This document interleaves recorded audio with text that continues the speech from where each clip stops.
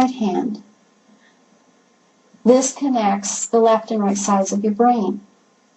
I drew with my hands crossed. I drew it with both hands at the same time. And it didn't matter what I drew. Things started to come out. When I started to do all of this, my family began to pressure me. Why are you doing this? There's nothing that happened to you. Why? You just need attention. You just want attention. So they started pressuring me because that's the programming. This is a family unit, and you're breaking it up. And they're told, Arizona here is breaking up your unit. You're all going to never be the same again. It's going to be a lot of pain. So they start pressuring you. All of those parts that they have start to pressure because they don't want to hurt. They know that there is pain. They don't know why they know that. They just know. I had no support from my family because they couldn't support me. I had no friends.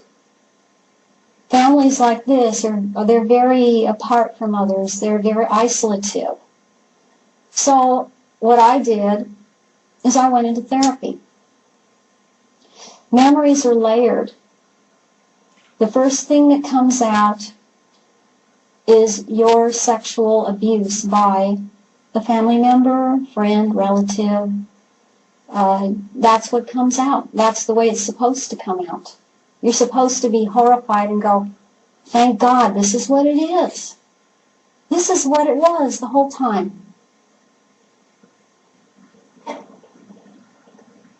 In my case, and there are others that go on after this, that isn't enough. It's still not right.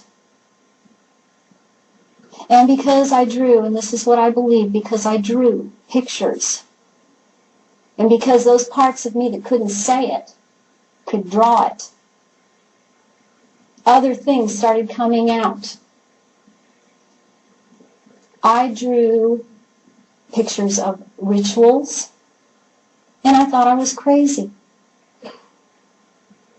Because I didn't know where it was coming from. I'd never seen anything like it. I'd never seen it on television. I'd never read about anything like it. But that's when I started trying to find some books on the subject, and they had just started coming out. My family accused me of getting it from the books, even though it was there before I ever saw the books. What came on the end of that were the memories about being around beings at military bases. Being around military, being around intelligence. At the time, I couldn't figure out how it was all connected. It seemed to be very separate things. And I was myself very disconnected. All of those parts that I had were disconnected. And I really didn't want to talk about reptilians to the therapist or the psychiatrist because I did not want to be accused of being psychotic. Yet there they were in the rituals. I talked with other people that were having those memories also. They didn't want to talk about it either. But then some of them just figured it was drugs that they were given. Some of them figured they were being fooled with something dressed up in costumes. I had to go through all my years with trying to look at that, to be honest with myself. And I came to the conclusion it wasn't drugs, and it wasn't costumes, and it wasn't holographic images. And I was not crazy. When I started going through all of this recovery, they stepped up that is my little watchdogs, stepped up their process of harassing me and picking me up and trying to get me back in line. Anyone here that is a survivor of this knows what I'm talking about, because you get harassed. The phone calls that come in the middle of the night, the knocks on the door, if you live in apartments, the banging on the walls, the banging on the pipes, spraying insecticide in the house, which they did, DDT, in my apartment. And that was verified. Samples were taken to a lab.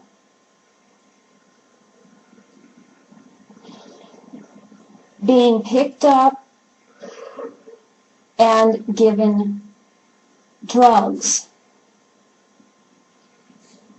Being beat up a few times.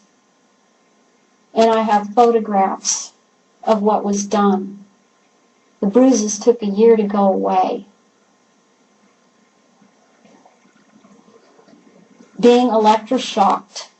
That was a favorite thing. Especially stepped up in the last, in 1998, they got me the worst. They got me so that I was having seizures.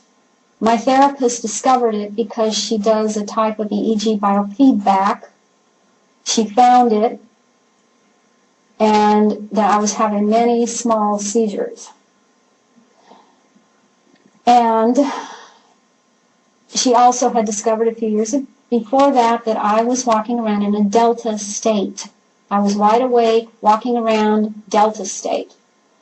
What I know about that is that is the off switch for someone who is being used for psychic purposes by the government.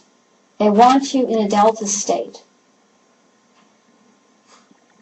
You're effectively off, and you're not utilizing the psychic channels. You're safe that way.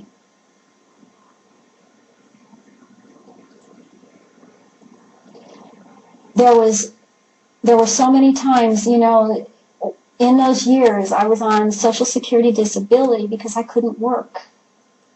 I became so disabled that I couldn't work, and therapy was my only thought, my only hope, because all I knew was that I could go in and talk about all of this. And I had therapists that were willing to work with me. I didn't have any money. I had no source of support other than Social Security disability. My main concern was therapy and keeping a roof over my head, because I moved 11 times because I didn't have much choice in a living situation. There are many out there that are in this position.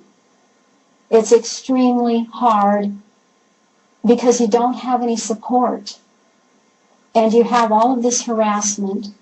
Even now, people don't even have the option of therapy like I had it.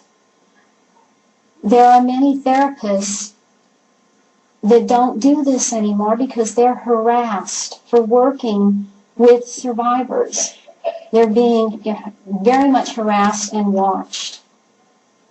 I will also say at this point that there are therapists out there that are themselves programmed and part of it, and they don't know it. And it's a very sticky situation. I would estimate there's probably around 10 million people in this country that are programmed. And they don't know it. Many don't know it. And they're being used. Their mind is not their own. They are not single-minded.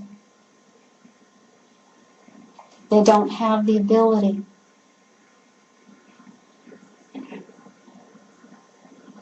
I was picked up